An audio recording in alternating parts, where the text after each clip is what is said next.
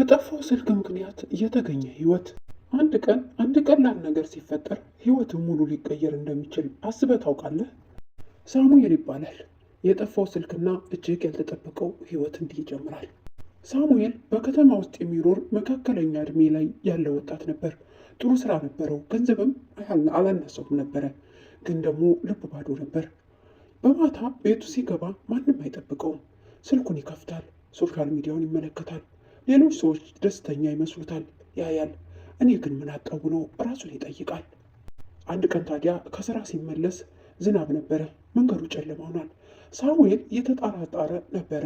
ስልኩ በእጁ ይዞ መልእክት ሲመለከት እንደገና ሲመለከትም ስልኩ የለም። አይ ብሎ የት ሄደ ብሎ እጅግ ምርር አለ።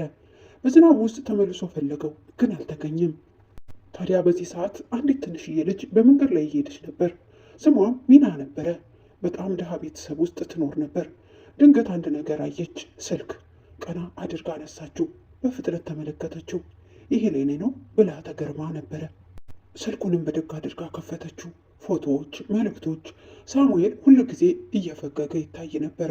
ግን መልእክቶቹ ሌላ ነገር ይናገሩ ነበር። እኔ ብቻዬን ነኝ፣ ማንም አይረዳኝም። ሚና እጅግ ተነካች። ይህ ሰው መፈለግ አለብኝ አለች። በቀጣይ ቀንም ሚና በስልኩ ያለውን መረጃ ለመሰብሰብ መጓዝ ጀመረች። መንገዶቹን አለፈች፣ ሰዎችን ጠየቀች። በመጨረሻ አንድ ሰው አመራት። እርሱ እዚያ ይኖራል አላትም። ሳሙኤልም በቤት ውስጥ ነበረ። ተንቀሳቃሽ የሆነ ህይወት ውስጥ ነው። ድንገት በሩ ተመታ። ከፍቶ ሲመለከትም ሚና ቆማ ነበር። እጇ ውስጥ ስልኩን ይዛ ይሄ አንተ ነው? ሳሙኤል ተገረመ። ተመለከታት። አዎ፣ የታገኘሽው አላት። ሚናም እንዲህ ስትል መለሰችለት፣ ስልክህን አመጣው፣ ግን አንድ ነገር አየው። አንተ ደስተኛ አይደለህም አይደል አለችው። ሳሙኤል ይህን ቃል ቀጥታ ልቡን ነካው። የዚያን ቀን ጀምሮ ህይወቱ ተቀየረ። ሚና ረዳኝ። ሚና ደግሞ ልቡ ክፉኛ ተወጋ።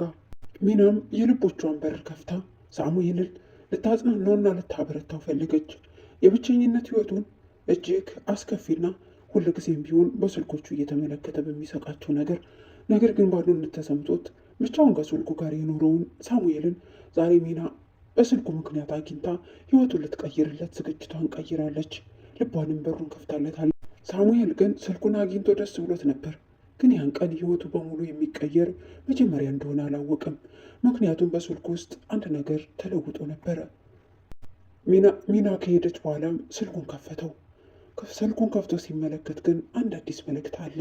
አንተ እውነት አይተሃል፣ ነገር ግን እውነቱ ገና አልተታወቀልህም የሚል።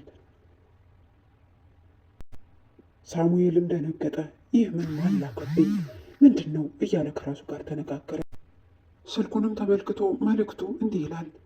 ከ3 ቀናት በፊት ያጣው ነገር ህይወት ጋር ተያያዥ ነው።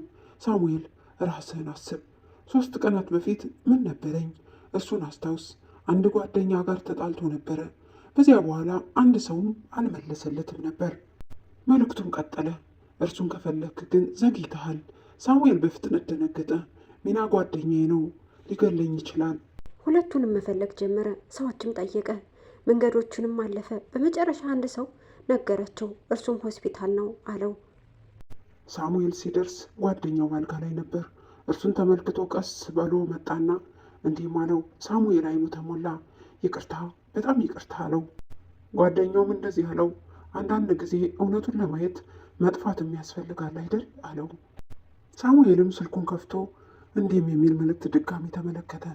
እኔ አንተ ነኝ የሚል። ሳሙኤል ደነገጠ። እኔ እንዴት አይነት መልእክት ነው ብሎ ቀጠለ። አንተ ከዚህ በፊት ያልተመለከትከው ክፍልህ እኔ ነኝ አለው። መልእክቶቹ እየቀጠሉ መጡ። በህይወት ውስጥ እውነት ሁል ጊዜ ትሸሻለህ፣ ስሜትን ትደብቃለህ፣ ሰዎችን ትገፋለህ። ሳሙኤል ዝም አለ። እነዚህ ነገሮች እውነት ነበሩ አለ። ሳሙኤልም ወደ ሚና መለስ ብሎ ሚና ምናልባት ይህ ሁሉ እንዴት ነው? ሚና ቀስ ብላ አለችው። አንዳንድ ጊዜ ህይወት ራሷን ነው የሚደግምህ። ከዛ ቀን ጀምሮ ሳሙኤል መቀየር ጀመረ። ጓደኞቹ ጋር ተመለሰ። ሰዎችን መርዳት ጀመረ። ልቡ ተከፈተ። አንድ ቀን ስልኩ ደግሞ መልእክት አሳየ። አሁን እውነት ተምረሃል። ከዚህ በኋላ መልእክቶቹ ቆሙ። አንዳንድ ጊዜ በህይወታችን ትልቁ ምስጢር ከውጭ አይመጣም፣ ከውስጣችን ይመጣል እንጂ። አንተስ ምን ትመስላለህ? እውነት ወይስ ሌላ ነገሮችን ኮሜንት ላይ ትጽፋለህ? ታዲያ አንዳንድ ጊዜ በህይወት ውስጥ ከራስህ ውስጥ ያለውን ብቻ ሳትመለከት የሌሎችን ተመልክተህ ራስን አንቀህ በብቸኝነት ኑሮ እያንቋረርክ ትኖራለህ። ነገር ግን ደግሞ ለራሴ ጠያቄ መላሹ አንተው ራስህ ነህ። የጎደለብህን ነገርም የምታውቀው ሰዎችን በመመልከት ሳይሆን የራስህን ህሊና በመጠየቅ ነው። አዎ ብዙ ጊዜ መከፋትና ብቸኝነት ሊያጠቃህ ይችላል። ነገር ግን ለራስህ ዙረ ጥያቄ አቅርብለት። እኔ ማን ነኝ?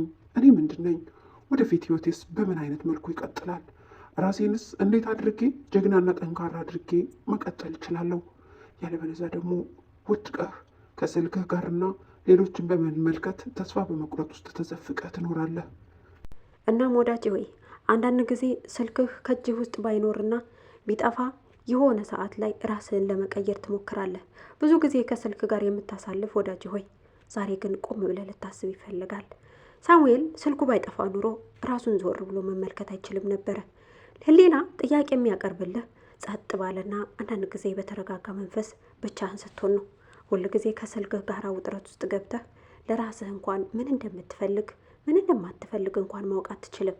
ስለዚህ እባክህ አንዳንድ ጊዜ ከስልክህ ራቅ ብለህ ለራስህ የሚሆን ጊዜ እንድትሰጠው ዛሬውኑ ጠይቀሃለሁ። እስኪ ዛሬ ወዳጅ ሆይ አንተን ልጠይቅህ። ስልክህን ለአንድ ቀን ብታጣውና በህይወት ውስጥ ምን ይጎላል የሚለውን ጥያቄ ለራስህ ጠይቀው ታውቃለህ? አሁኑኑ እስኪ ህሊናህ እንዲህ ብለህ ጠይቀው። ስልክህ ለአንድ ቀን ከአንተ ተለይቶ ይቀመጥና ምን የሚጎል ይመስላል ብለህ ለህሊና ጥያቄ አቅርብለት።